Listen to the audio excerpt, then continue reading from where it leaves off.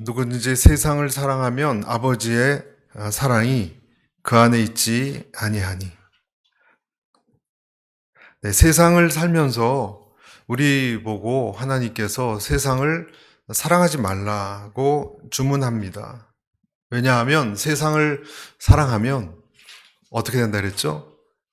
아버지의 사랑이 그 안에, 그러니까 우리 안이에요. 그 안이라는 것은 그 사람 안에 있지 않게 된다는 거예요. 우리 생각에는 세상도 사랑하는 것과 아버지의 사랑 다 있으면 좋겠거든요. 근데 둘 중에 하나만 택하라는 거예요. 세상을 사랑하는 것과 아버지를 사랑하는 것. 그래서 그 아버지의 사랑이 내 안에, 그러니까 세상의 사랑도 내 안에 들어오고 아버지의 사랑도 내 안에 들어오는 이것은 같이 있을 수 없다는 거예요. 그러니까 경쟁 관계라는 거예요. 하나가 나가든지, 그래 하나가 들어오든지. 그러니까 이런 말씀이 오늘 우리에게 도전이 되는 거예요. 오늘 이 부분을 가지고 좀 집중적으로 나누도록 하겠습니다. 야고보서에서도 4장 4절에 이렇게 되어 있습니다. 같이 한번 읽어볼까요? 시작. 가늠하는 여자들이여 세상과 벗된 것이 하나님이 원수됨을 알지 못하느뇨? 그런즉 누구든지 세상과 벗이 되고자 하는 자는 스스로 하나님과 원수되게 하는 것이니라. 세상과 벗과 하나님과 같이 있으면 좋겠는데 우리 마음 같아서는 내 세상도 좀 많이 사랑하고 내가 원하는 것도 좀 얻고 하나님도 얻고 그러면 오죽 좋아요. 그렇죠? 그러면 좋겠는데 이 야고보서 말씀도 원수가 된다고 얘기합니다. 왜 하나님은 이렇게 세상을 싫어하실까? 좀 세상과 사이좋게 지내셔서 나로 하여금 다 좀 누리게 하시지. 이런 생각이 듭니다. 그래서 고민이 됩니다. 그런데 한 번 더 생각해 보면 이 부분이 이해가 가요. 여러분, 제가 말씀을 드리면 금방 이해가 갈 거예요. 내 아내를 굉장히 사랑하면서 거리의 여자를 동시에 사랑한다면 어떻습니까? 가능한가요? 그 사람 말을 우리 믿을 수 있나요? 아니, 당신을 사랑하는 건 진심이야. 그러나 내가 다른 옛날 동창인데 그 인사의 옛날 동창인데 이 여인을 사실 사랑하는 것도 진심이야. 근데 둘 다 진심으로 당신을 사랑하죠. 여러분 이것이 말이 될까요? 거리의 여인이나 자기 옛날 동창을 사랑하는 거나 그렇게 할 수 없는 것입니다. 본인은 그렇게 하고 싶겠죠. 그러나 그 마음이 진심이라는 것을 인정해 줄 부인은 없을 것입니다. 그리고 그것은 불행을 자초하는 거죠. 불행을 자초하는 거죠. 그런 잘못된 만남 때문에 이 잘못된 결말, 비극이 이루어진 일들이 여러분 너무 많지 않습니까? 어느 나라의 아주 그 높은 관료의 아내도 잘생긴 어떤 귀족을 사랑했어요. 그래서 남편도 버리고 자기 아들도 있었는데 아들도 버리고 너무 잘생기고 멋있어가지고 완전히 자기 타입이에요. 그래서 많이 사랑했습니다. 그런 행동도 하고. 그런데 이제 남자의 특징 중에 하나가 또 있지만 너무 집착하는 여성을 싫어합니다. 남자들은 그런 것 같아요. 너무 집착하는 여성을 거부하게 됩니다. 그래서 이 여자는 중간에 붕 떴어요. 자기 남편을 이제는 자기가 스스로 아니까 돌아갈 수도 없고 애인인 남자한테는 거절당하고 그리고 또 이 애인 남자의 아이도 배웠고 그래서 어디로 가야 됩니까, 여러분? 이럴 때 여러분이라면 어디로 가시겠습니까? 명대사가 있습니다. 이렇게 얘기합니다. 아무것도 안 보이고 이제 어떤 걸 봐도 그냥 소름이 끼치고 그런다면 내 인생의 촛불을 꺼버려도 되지 않나? 그리고 기차에 몸을 던져 죽습니다. 이것이 그렇게 서양을 떠들썩게 하게 했던 톨스토이의 소설이죠. 안나 카레리나라는. 잘못된 만남, 그것이 처참하다라는 것을 톨스토이라는 사람이 말해주려고 했던 것 같아요. 근데 저는 정말 이 유명한 대사라고 하는 아무도 보이지 않고 이제 아무것도 보이지 않고 소름 끼치고 이 촛불을 꺼버리면 되지 않느냐. 왜 그렇게 좁게 생각하나 생각해요, 전. 네? 그게 단가? 그럴 줄 몰랐나? 네, 여러분 그럴 줄 몰랐습니까? 사람들은 그럴 줄 알아요. 알지만 어떻게 되겠지 하고 그렇게 행동하는 거예요. 아까도 말씀드렸듯이 우리나라의 변호사 중에 어떤 분이 그런 얘기를 해요. 제일 많이 불륜이 일어나는 곳이 어디라고 생각하세요, 여러분? 한국에서. 동창회. 초등학교, 중학교 이런 동창회. 그리고 등산 동호회랍니다. 등산 동호회. 그러니까 동창회 남녀 동창회끼리 등산 가는 건 제일 안 좋은 것 같아요. 그렇죠? 그렇기 때문에 거기서 뭐가 옛날에 제가 나를 좋아했는데 뭐 그러면서 야, 나 차 한잔 하자. 뭐 좋아, 우리 서로 좋아. 너 왜 뭐 얘기를 안 했니? 뭐 이러면서 가깝다고 생각하는 거예요. 요즘에는 이상한 행태도 많이 우리가 보게 됩니다. 세상이 너무나 24년 차이를 극복한 프랑스 일마누엘 마크롱 총리도 마찬가지죠. 자기 여자친구의 엄마를 좋아했어요. 여자친구의 엄마를 좋아하고 아주 총명한 학생이었는데 아버지는 학교 여자친구인 줄 알았는데 알고 보니까 여자친구의 엄마를 좋아해서 나중에 다짐을 합니다. 당신하고 꼭 결혼하고야 말겠다. 그리고 결혼했습니다. 24년을 극복하고 지금 프랑스 총리예요, 여러분. 세상이 어떻게 돌아가는 건지 모르겠어요. 마크롱 총리. 사람들은 그렇게 많이들 얘기합니다. 그런 글도 봤습니다. 꼭 그렇게 나쁘게 보지 말라, 불륜을. 무슨 말인가 해서 봤더니 행복을 추구할 권리가 있대요. 행복을 추구할 권리.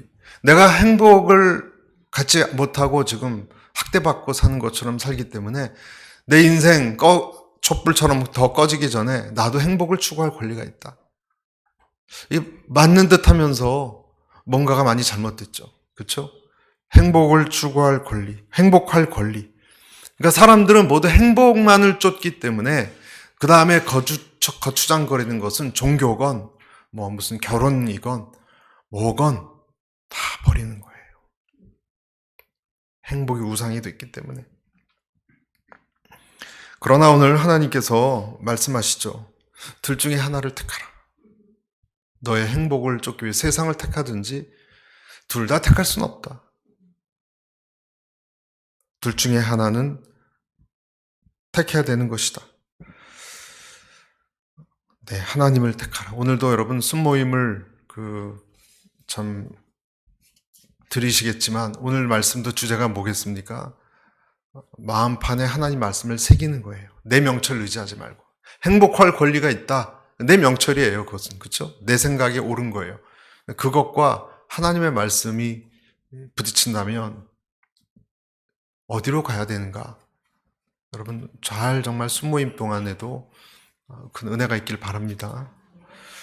세 가지를 말씀드립니다. 세 가지를 말씀하고 있어요. 제일 첫 번째, 육신의 정욕입니다. 여러분, 육신의 정욕은 뭘까요? 육신의 정욕. 오늘 세 가지 얘기했어요. 육신의 정욕과 안목의 정욕과 이생의 자랑이에요. 우리가 싸워야 될 첫 번째 육신의 정욕은 하나님의 뜻과 반대되는 우리의 죄된 본성이 가만히 있으면 요구하는 게 본성이거든요. 가만히 있으면 막 땡기는, 끌리는 그것을 말하는 것입니다. 예를 들어서 음식에 대한 탐심. 네, 음식을 너무 밝히는 것도 여러분 생각해 봐야 됩니다. 아름다운 것을 또 추구하는 마음. 명품이 아니면 안 된다고 생각하는 사람도 있죠. 또 그거 물질뿐만이 아니라 육체의 소욕에 대해서 갈라디아서는 이렇게 얘기하고 있어요. 5장 19절에서 21절.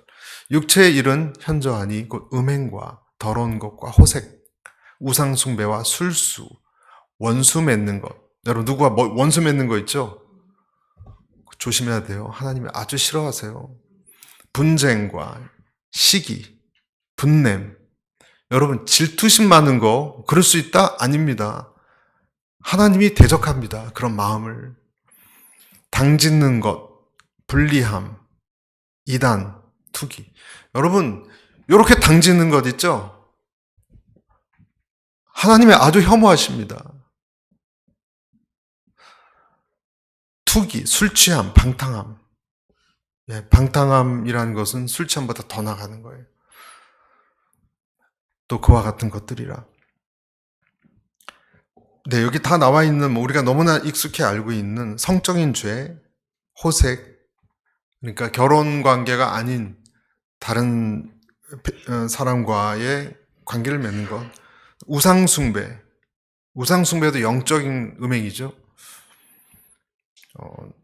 다른 영적 실제들을 그러니까 관심을 갖고 타로 점을 본다든지, 어떤 분은 카드로 점을 봐요. 카드로. 어렸을 때 우리 먼 친척 할머니 집에 가면은 이렇게 앉아서 그냥 화투로 점을 봐요. 화투를. 다시 해야 된다고. 뭐 하시나 봤어요. 광도 나오고 뭐도 나오는데 제 어린 꼬마인 제가 뭐 하시나 했더니 점 보는 거래요. 아, 그럴 수도 있구나. 이제 카드점도 있습니다. 무속인을 찾아간다는 것, 그런 것도 있습니다. 여러분, 무속인의 배후에는 실제로 귀신이 역사하는 것 여러분 아시죠? 진짜 무당은 귀신이 역사해요. 그러니까 진짜 무당은요, 이렇게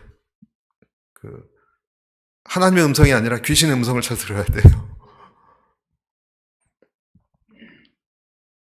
사람들과 맺는 관계, 원수, 분쟁, 시기, 당짓는 것, 남을 지배하려고 하는 가스라이팅을 하는 거죠. 어떤 사람을 컨트롤하는 것.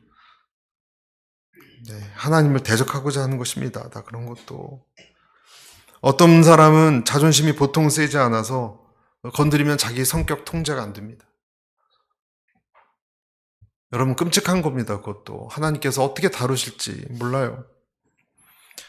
이 세상은 그러한 육체 이런 제가 말씀드린 정욕을 당연시하고 어떤 면에서는 이 세상 거친 세상 살아가려면 어느 정도 있어야 돼.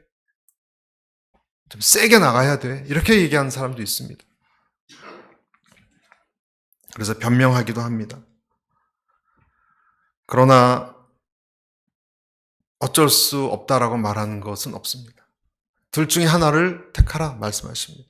그렇게 너 혼자 세게 세상 것 즐기면서 살든지 그렇지 않으면 나는 너 안에 들어갈 수가 없다. 말씀하시는 거예요. 그 사람은 어떻게 해야 되냐? 성령께서 그 사람을 덮어야 돼요. 성령께서 그를 만지셔야 돼요. 그러면 변화될 수 있어요. 여러분 성령이 지나가면 그 사람 변화됩니다. 속도의 차이가 있어서지 변화돼요.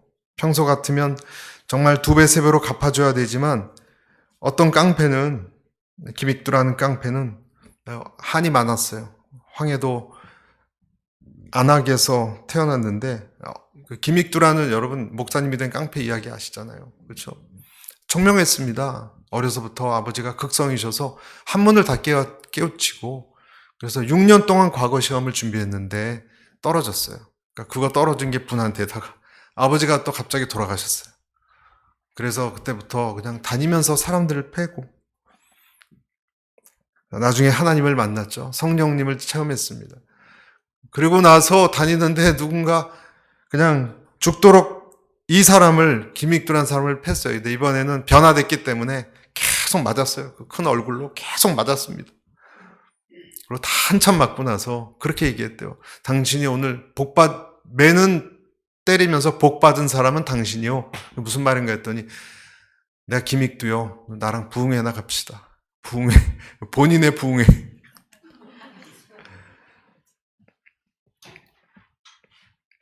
복은 당신이 받고 매는 내가 맞았어. 그렇게 얘기한 사람이 그 성격이 아주 뭐 같았던 김익두라는 깡패, 유명한 깡패였다고 합니다. 인간으로서는 여러분 불가능한 거예요. 세상을 사랑하지 않고 하나님이 그 사랑에 사랑을 들어오면 이 사람은 어떻게 변합니까? 공통적입니다, 여러분. 사랑이 많아지고요. 그리고 기쁨이 좀 많아지고요. 좀 웃기 시작합니다. 화평과 오래 참음. 지금 김익두도 오래 참았잖아요. 그렇죠? 그리고 자비. 양선, 충성, 온유, 절제 같은 것이 갑자기는 아니라도 어느 것이 좀 먼저 나올 수 있어도 다 이런 것이 드러나게 되어 있습니다. 그래서 여러분, 하나님을 만난 사람은요, 부드러워야 됩니다. 네. 날카로운 걸 여러분, 똑똑하고 날카로운 것 좋아하지 마세요. 부드럽고 따뜻한 사람이 되는 것입니다. 두 번째, 안목의 정욕입니다. 여러분, 안목의 정욕은 눈을 통해서 여러분, 죄도 들어오고 유혹도 들어오고요.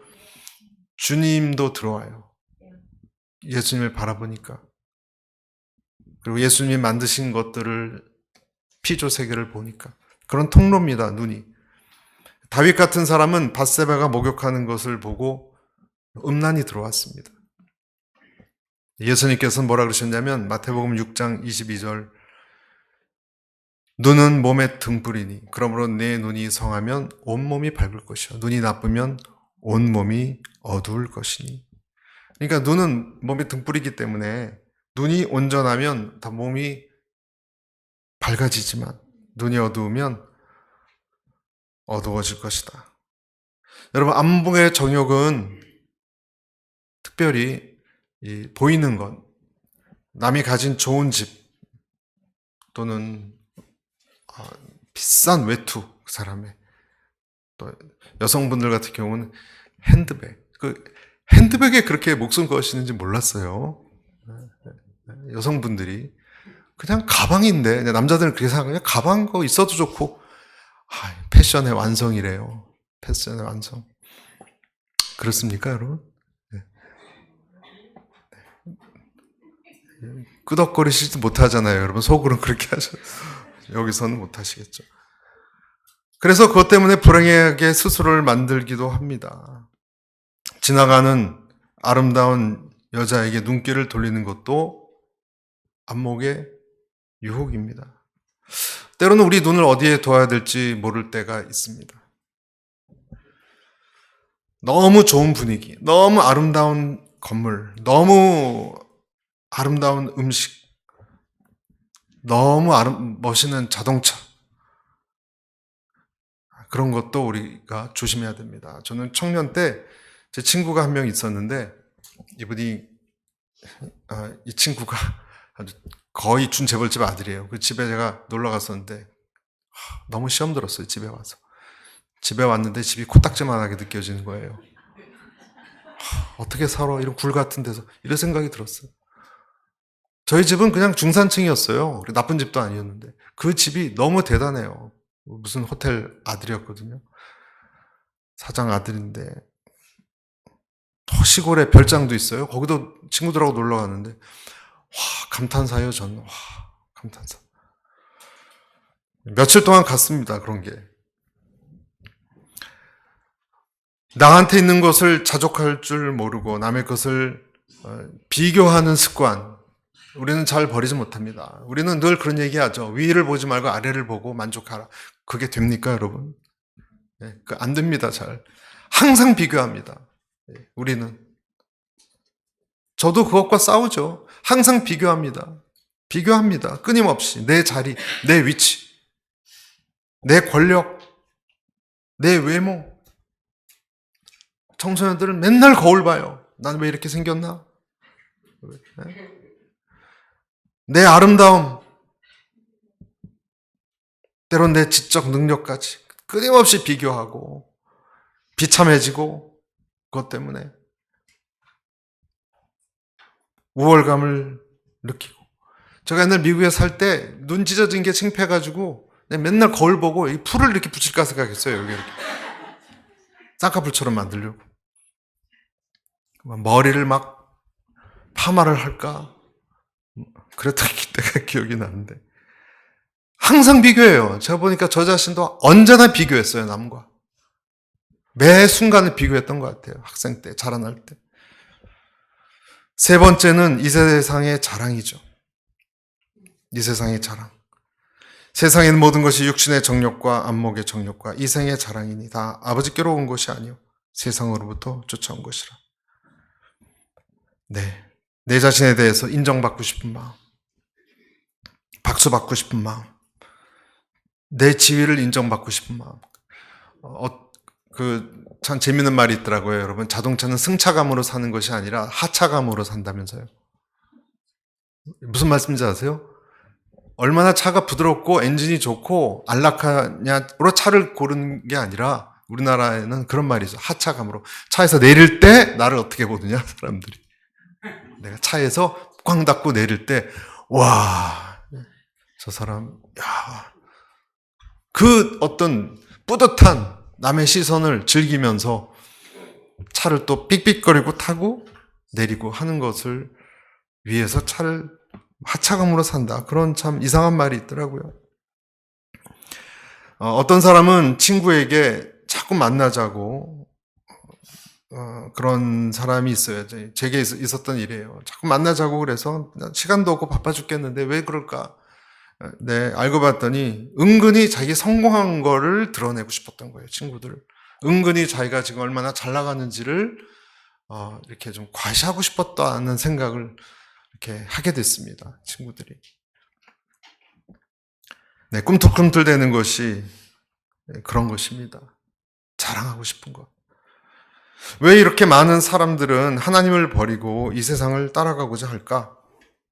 여러분, 이 세상이 우리한테 주는 것, 하나님이 아니라 그런 것이 사실은 유치하다는 것. 여러분, 그걸 모를까요? 알아요. 알아요. 그리고 종국에는 허망하다는 것, 모를까요? 마음에 큰 평안을 준다. 그렇게 생각하겠습니까? 아니에요. 그들도 알고, 우리도 알아요. 알면서도 왜 그 중독성으로부터 우리는 못 떠날까요? 여러분, 그걸 모르지 않아요. 이 세상 사람이나 심지어는 교회 다니는 사람도 마찬가지예요. 이 세상에 그런 좋은 것들이 정말 가치가 있다거나 영원한 어떤 우리에게 생명을 준다거나 그런 게 아니라는 것 알아요. 그런데도 그 알면서도 왜 그것을 그렇게 집착하고 왜 비교하고 왜 그것 때문에 내가 비참함을 느끼고 왜 거기에 목숨을 걸고 그렇게 할까요, 여러분? 알면서. 왜 그럴까요? 이것이 여러분 우리에게 있는 근본적인 죄성 때문에 그래요. 이것이 죄성. 나쁜 줄 알면서 여러분 술과 담배, 아니 마약 같은 거 있지 않습니까? 그런 것들이 요즘은 인공적으로 만드는 펜타놀 같은 게 있습니다. 나쁜 줄 알아요, 그들도. 근데 왜 못 끊을까요? 왜 못 끊을까요? 죄성과 연관되기 때문에 그런 거죠. 죄성은요, 사람이 못 끊습니다. 본성은 내가 어떻게 할 수 없습니다. 못 버립니다. 그래서 근본적으로 이런 부분을 생각하게 하는 거예요. 인간은 죄에 대해서 끌릴 수밖에 없고 끊을 수 있는 것은 하나님밖에 없어요. 하나님밖에 없어요. 이것은. 어떤 사람은 그렇게 반론을 펴요. 하나님이 이렇게 죄성 많은 인간으로 만드시고 우리를 괴롭히십니까? 만드셨잖아요, 하나님께서 우리를. 여러분, 하나님이 아담을 타락시켰습니까? 우리가 죄를 지은 것이죠. 그 죄성이 우리한테 유전돼서 내려오는 것입니다. 사람은 다 자기를 주인으로 삼고 살아가는데 그런 힘으로부터 다 내가 주인이 되고 싶어 하는데 내 행복을 추구하는데 내가 잘 되는 게 중요한데 여기서부터 나를 돌아서게 하는 능력은 어디서부터 나오는가? 내가 할 수 없어요. 하나님이 하셔요. 로마서 7장 24절 오호라 나는 공고한 사람이로다. 이 사망의 몸에서 누가 나를 건져내랴. 누가 한 말이에요? 그 믿음 좋았던 바울이 했던 말. 나는 못합니다. 하나님 날 좀 빼내가 주십시오. 하나님이 개입하셔야 돼요. 장로교를 그 기초를 세운 아주 탁월한 분이 칼빈이라는 분. 여러분 이름 들어보셨죠? 칼빈이 쓴 가장 중요한 책. 저는 그렇게 생각합니다. 성경 다음으로 중요한 책. 기독교 강요라는 책에 보면 제가 한두 구절을 좀 인용하겠습니다. 뭐라고 되어 있냐면 이런 사람들에 대해서 칼빈은 이렇게 얘기했습니다. 한번 들어보세요. 우리는 본성적으로 현세를 무시하는 데 익숙하지 않다. 인간은 동물적으로 강한 애착심이 오히려 이 현세에 달라붙어 있다. 그런데 그것을 하나님이 잘 아신다. 그래서 그 애착심을 떨구어내어 우리를 끌어내리기 위해서, 그래서 우리가 이 세상에서 태만을 버리게 하기 위해서 적절한 방법을 쓰신다. 사람은 누구나 이 세상에 대해 우리가 투자한 노력이나 행동을 잘 생각해 본다면 결국 우리는 흙에 지나지 않는다는 것을 발견한다. 그런데 우리 삶에 허무하고 흙에 지나지 않는다는 것이 부귀영화의 허망한 광채에 마비되어서 그걸 못 본다. 우리 마음도 탐욕이나 정욕에 눌려 더 높이 올라갈 수 없다. 영혼 전체가 육의 각종 유혹에 빠져 지상에서의 천국을 추구한다. 그래서 칼빈 선생님에 의하면 이렇게 되어 있습니다. 주께서는 이 악한 세태를 없애기 위해 현세 생활의 불행을 끊임없이 증명함으로써 그 허무함을 제자들에게 가르치신다. 현세에서 깊고 든든한 마음의 평화를 얻어보려고 자신하지 않도록 전쟁이나 소란이나 강탈이나 기타 피해로 그들의 마음이 불안하게 되는 것을 허락하신다. 또는 추방으로, 흉작으로, 화재로, 또는 기타 방법으로 그들을 빈곤으로 몰아넣으시고 적어도 풍족하지 않은 처지에 두신다. 그들이 마음 놓고 결혼 생활을 즐기지 않도록 주께서는 악한 처나 불량한 자녀나 가족의 죽음으로 그들의 마음을 괴롭히며 교만을 꺾으신다. 자신감으로 기뻐 날뛰지 않도록 그들에게 병과 재난을 보내어 이 모든 것은 없어지는 것, 불안정하고 무상한 것임을 눈으로 보게 하신다. 네, 칼빈의 기독교 강요에 나와 있는 내용이에요. 우리가 동물적인 집착으로 이 세상에 너무너무 끌려가기 때문에 하나님이 하나님의 것들, 하늘의 것들을 집중 못하니까 이런 불행들을 허락하신다는 거예요. 여러분 좀 조금은 공감 가십니까? 이 세상에 대해서 내가 탐욕이 있고 하나님의 사랑이 있고 둘이 싸우면 여러분 누가 이길까요? 누가 이길까요? 결국은 언제나 하나님이 이기세요. 그가 하나님의 자녀라면 하나님이 이기세요. 하나님은 그 사람, 그의 사랑을 그가 사랑하는 우리 마음속에 넣어주실 거예요. 우리 마음속에. 그렇지만 여러분 그 과정이 아까 나온 것처럼 전쟁이 일어난 영토처럼 우리는 다 헐고 황폐화될 수 있습니다. 유다 백성을 보십시오. 크고 놀라운 이방의 군대를 통해서 하나님이 유다 백성을 잡아가게 하셨습니다. 궁전을 깨트리도록 허락하셨습니다. 하나님은 자기가 사랑한 유다 백성들의 땅이 눈물과 고통으로 얼룩지는 것을 마다하지 않으셨습니다. 왜냐하면 하나님의 통치가 임해야 하기 때문에, 하나님의 사랑이, 통치는 곧 사랑이거든요. 임해야 되기 때문에. 그래서 여러분 하나님의 사랑이 그의 사랑하는 자녀들에게 임하는 과정은 그렇게 아름답거나 그렇게 젠틀하지 않아요. 부드럽지 않아요. 저는 그런 것을 우리가 심하게 겪지 않게 되기를 바랍니다. 하나님의 손길이 채찍을 통해서 오지 않도록 내 안에 있는 우상숭배와 파벌과 교만한 마음과 음행을 멈추라는 거예요.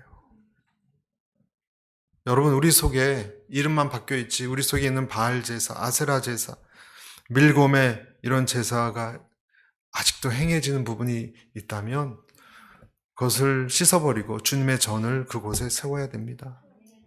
그래서 15절에 이 세상이나 15절 너무 중요해요. 한 번 더 같이 읽어보고 싶어요. 시작. 이 세상이나 세상에 있는 것들을 사랑하지 말라. 누구든지 세상을 사랑하면 아버지의 사랑이 그 안에 있지 아니하니. 여러분 우리에게 필요한 것은요. 우리에게 정말 필요한 것은 하나님의 사랑과 은혜입니다. 하나님의 사랑과 은혜입니다. 선교사 엘리자베스 퀴블러 로스라는 사람하고 데이빗 캐슬러 이 사람이 이제 인생 수업이라는 책을 썼는데 거기에 나오는 내용인데 여러분 너무 중요해서 한번 인용합니다. 이 사람의 마음에 우리 감정이 있잖아요. 감정. 그렇죠? 여러 감정은 언제나 두 가지 뿌리에서 나온대요. 맞는지 잘 한번 들어보세요. 두 가지 감정에 다 있다고 하는 거예요. 하나가 사랑이고요.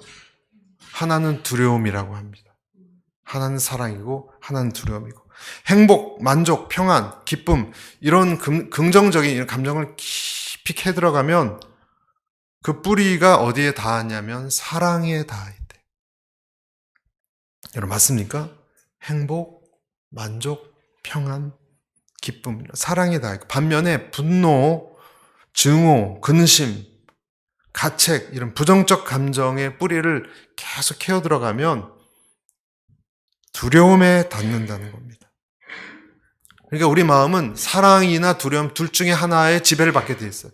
사랑으로 지배를 받거나 두려움의 지배를 받거나. 사랑을 느낄 때 내가 사랑을 느낄 때 두려움이 밀려간대요. 그리고 사랑이 없어지면 두려움이 다시 몰려온대요.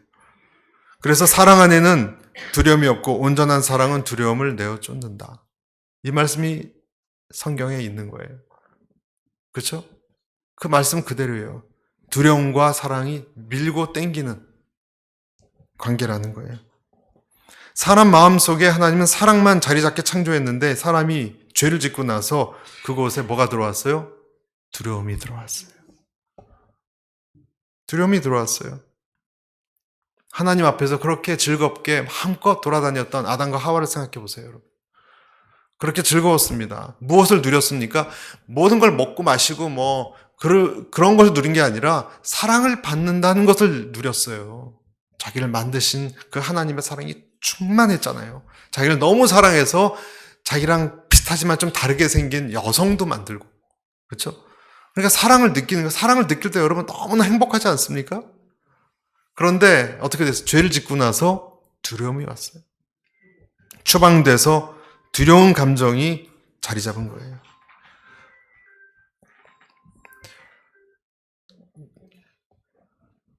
데레레는 때 즐거움이 이렇게 있는 아담에게 두려움이 왔습니다. 어떤 사람은 하나님 안 믿는 사람인데 그렇게 얘기합니다. 인간의 모든 감정의 핵심은 불안이다. 정확한 말입니다, 사실. 왜냐하면 성경이 하나님을 떠난 사람은 형벌의 세계라고 했으니까 사실 그 사람은 하나님을 안 믿지만 정확하게 본 거예요. 정확하게 본 거예요. 유명한 사람이. 인간의 근본 감정은 불안이다. 그렇게 봤어요. 도망 다니던 카인이 여러분 다니면서 자기를 누가 죽일까 봐 얼마나 불안했습니까? 카인 같은 사람의 근본 감정 뿌리는요, 불안이에요. 불안한 거예요. 다. 뭐 어떻게 될까 봐, 큰일 날까 봐. 눈이 이만해져서 다니는 것입니다. 창세기에는 그에게 표를 주었다고 얘기하죠. 하나님 너무 불쌍해서 카인에게. 죄를 지으면 여러분 불안이 엄습합니다. 그래서 그가 도시를 지었잖아요. 그 뒤에 숨으려고. 카인이 만든 도시가 있어요, 여러분. 그렇죠? 에녹성이라고. 도시 뒤에 숨었어요. 무기도 만들고 그랬잖아요, 다 거기서. 무기도 만들고 음악도 만들고 그렇게 했던 것이 카인입니다. 여러분, 죄인인 우리는 불안해서 사실 돈이나 권력이나 그런 것으로 나를 보호하려고 하는 것입니다. 그 자체도 달콤하지만 불안하니까 은행 잔고가 어느 정도 있어야 된다고 생각합니다. 다 불안 때문에 그래요. 나중에 나이 들고 아무것도 없으면 어떡해. 이 두려움이 우리로 하여금 그렇게 열심히 죽어라고 일하게 하는 거일지도 몰라요. 한국 사람들은. 하지만 성경은 진정한 도움은 외부에서 오는 것이 아니라 진정한 도움은, 사랑은 어디서부터 오는 거예요? 야고보서 1장 17절 이렇게 되어 있습니다. 온갖 좋은 은사와 온전한 선물이 어디로부터 온다고요? 위로부터 빛들의 아버지께로부터 내려오나니 그는 변함도 없으시고 회전하는 그림자도 없으시니라.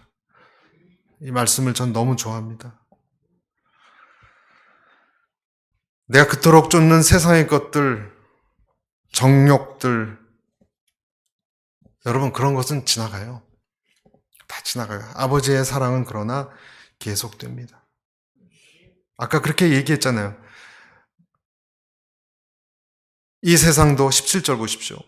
17절 같이 한번 읽어볼까요? 마지막으로 17절 한번 읽어보겠습니다. 시작. 이 세상도 그 정욕도 지나가되 오직 하나님의 뜻을 행하는 자는 영원히 거하느니라. 영원히 거하느니라. 다 지나가도 하나님의 사랑이 그 안에 들어오고 또 그가 하나님 안에 있으면 내가 그의 나라에 있는 그와 함께 그가 내 옆에 있는 이것은 그의 사랑은 안 없어진다. 계속 남는다. 다 지나간다. 이렇게 얘기하고 있습니다. 다른 것들, 세상 것들은 한철 좋은 거예요. 한철 좋은 거예요. 여러분 그것이 한철이 아니라 계속 유혹하고 힘들게 하면 얼마나 괴롭겠습니까? 다행히 이렇게 기차 타면 풍경 지나가듯이 다 지나가는 거예요. 다행히 우리 체력이 약해지고 시력이 어두워집니다. 그래서 저는 늙는 것도 어떤 면에서는 축복이라고 생각해요. 왜냐하면 그럴 정욕이 없어요, 이제 별로. 눈도 흐려요. 잘 들리지도 않고. 주님과 더 가까워지기 때문에 그래서 겉사람이 쇠하지만 속이 날마다 새롭다는 뜻이죠. 교만, 욕심도 더 불이일 정도로 내 뼈도 약해지고 그래 그만큼은 이제 그런 욕심도 없어진 것 같아요. 다 하나님의 축복일 수 있다는 것입니다. 여러분 내가 약해지는 것 점점점 그래서 하나님이 나를 부르시는 것이 가까워진다라는 것으로 생각해야 돼요. 네. 생각을 바꿔야 됩니다. 어떤 사람은 하나님 부르는 소리가 점점 가까이 왔는데 롯의 아내같이 너무 미련이 많아요. 이 세상에. 너무 미련이 많아요. 하고 싶은 것도 많고 욕심도 많고. 여러분 우리가 살아가고 있는 이 세상의 무대는 소품 출연진들이 결국은 다 사라진다라는 것을 여러분 우리 자꾸 잊어버리지 않습니까? 전 최근에 이제 혼자 개랑 산책을 하면서 지난주는 좀 이렇게 비도 좀 오고 좀 축축하고 우울했잖아요. 여러 가지 생각이 나는데 어렸을 때 생각도 많이 했는데요. 어렸을 때 우리 외할아버지, 외할머니, 또 우리 외삼촌, 우리 아버지, 어머니 같이 갔던 그 동네, 자랐던 거기, 그 보문교회란 보문동에, 거기를 이렇게 생각해 보면 그분들 다 돌아가셨어요, 여러분. 그러니까 거기 가도 아무도 없어요. 아파트에 새로운 사람이 사니까. 제가 목회자가 되고도 가서 인사드리고, 목회자, 오늘 이렇게 목회자가 됐냐, 이런 얘기 해주셨던 분이 그 먹었던 김치, 경기도 여주식 김치, 너무 맛있어요, 여러분. 부친 게 그분들은 다 돌아가셨어요. 그때 젊으셨던 외삼촌도 몇 년 전 돌아가셨어요. 아무도 없어요, 여러분. 그 동네 갈 일이 없어요. 뭘 느끼겠습니까? 나 어디 가셨지? 어떻게 된 거지? 세상이 왜 이렇게 바뀐 거지? 내 차례도 멀지 않았네? 이런 생각을 하게 됩니다, 여러분. 그러면 그 전에 내가 경험했던 모든 것은 풍경 아니었나? 병풍 아니었나? 여러분, 세상의 유혹들이 다 풍경이고 병풍이고요. 마지막에 남는 것. 여러분, 마지막 남는 자가 승자라 그러잖아요. 하나님께서 그렇게 얘기하실 거예요. 마지막 다 지나가고 하나님이 내가 여기 있지? 나 여기 있어. 힘들었지? 다 지나왔지? 이제 괜찮아. 내가 옆에 있잖아. 여러분, 그때 우리가 뒤를 돌아보면서 그렇게 집착했던 것들이 얼마나 작게 여겨집니까? 여러분, 30년 전에 여러분 집착했던 거 지금 얼마나 사소하게 느껴집니까? 그 사람과 싸웠던 거, 그때 받은 상처들, 그때 아쉬웠던 것들 다 구름 속으로 기차 저 뒤 풍경처럼 작아지고 안 보이잖아요, 이제는 잘. 그러나 하나님은 내 옆에 계세요. 그분이 계세요. 하나님은 그 옆에 계신 하나님을 우리에게 주고 싶어 하신다고 하는 거예요. 제가 대학교 다닐 때 연극반에, 조한이 학생이 있어서 연극반에 들어간 적이 있는데요. 연극을 마치고 나서 무대 부술 때가 제일 가슴 아파요. 그 세트 만드느라 정말 혼나가면서 못질하고 페인트 칠하고 막 그냥 벽도 만들고 창문 같은 것도 만들고 그 무대 세트 만드느라고 맨날 며칠 고생했는데 연극 다 끝나니까 다 때려 부수래요. 다 뜯어내고. 너무너무 아까워요, 여러분. 톱질하고 그랬던 거 못 빼고. 하지만 그 다음날엔 다른 팀이 써야 되니까 가차없이 뜯어내야 되고, 외웠던 그 대사도 다 버려야 되는 거예요, 여러분. 가차없이. 돌아가신 분의 유품, 이불 이런 것을 태우고 버리고 뭐 굿윌 같은 데 갖다 주거나 하지 않습니까? 그렇지 않으면 그거 끌어안고 어떻게 살아갑니까? 입을 수도 없는 옷. 아쉬워도 그 다음 장으로 넘어가야 되는 거예요. 여러분, 일시적인 것을 위해서 가장 중요한 것을 빼앗기면 안 되는 것입니다. 어느 38살 남자가 일용직하는 자기 직장 가기 위해서 시카고에 8차선 도로를 불법으로 건넜어요. 4차선까지 건넜어요. 갑자기 바람이 휙 불어가지고요. 모자가 도로에 떨어졌는데 모자를 다시 주우려고 뒤돌아서 가다가 큰 트럭에 치여서 세상을 떠났다고 뉴스에 났습니다. 여러분, 자기 생명과 모자하고 바꾼 거예요. 얼마나 어리석습니까? 저는 하나님의 뜻을 행하는 자는 영원히 거한다는 이 표현이 마지막으로 너무 놀랍다고 생각합니다. 하나님의 뜻을 아는 자는 영원히 거한다고 하지 않았습니다. 하나님의 뜻을 행하는 자는, 행한다는 것은 무슨 뜻인가요? 그 말씀이 무슨 의미인지 알고, 그 도를 알고, 그렇게 살기로 작정하고, 그렇게 살면서 그에 따른 대가를 지불하겠다고 하고 살아가는 거예요. 그게 행한다는 거예요. 그러면 그는 이미 하나님의 명령에 사로잡혀 있는 거예요. 그렇죠? 아는 게 아니라 이미 그 명령에 사로잡혀 있는 거예요. 그 사람에게는 하나님 외에 다른 것이 다 경치처럼 지나가고 있는 것처럼 느껴질 거예요. 저는 그래서 이 기차 타고 가는 사람, 이 비유를 하는 것입니다. 하나님의 기차를 탄 사람은요, 밖에 풍경을 보고 가는 것입니다. 세월이 빨리 지나가고 아름다운 것도 지나갑니다. 우리는 헐고 낡고 안타깝습니다. 자식도, 자식 머리에 새치가 많아지면 그렇게 구슬프다면서요. 자식의 얼굴이 늙어가는 것처럼 제 아들이 사진을 보냈는데 얼굴이 좀 나이가 늙어가는 것 같아서 제가 청소년인 줄 알았는데 기분이 이상해집니다. 손주도 커지면 옛날 젊었을 때 사진 보면서 우리는 아쉬워합니다. 허전하죠. 건강도 옛날 같지 않고. 하지만 여러분, 그 기차를 우리는 타고 가는 것이고 기차의 기관사는 하나님이세요. 그 기관사는 나하고 계속 같이 있는 거예요. 그렇죠? 경ችን 지나가도 기관사는 안 내려요. 하나님의 사랑이 여러분 안에 있습니다. 하나님의 사랑이 여러분의 안에 있고 여러분이 주님 안에 있는 사람, 이 세상의 유혹과 맞서는 사람, 여러분 그 사람이 이 세상을, 하나님의 사람, 세상 육체의 정욕, 안목의 정욕, 이상의 자랑을 이겨내고 하나님과 더불어 살아갈 수 있습니다. 그가 저와 여러분입니다. 네, 기도하겠습니다.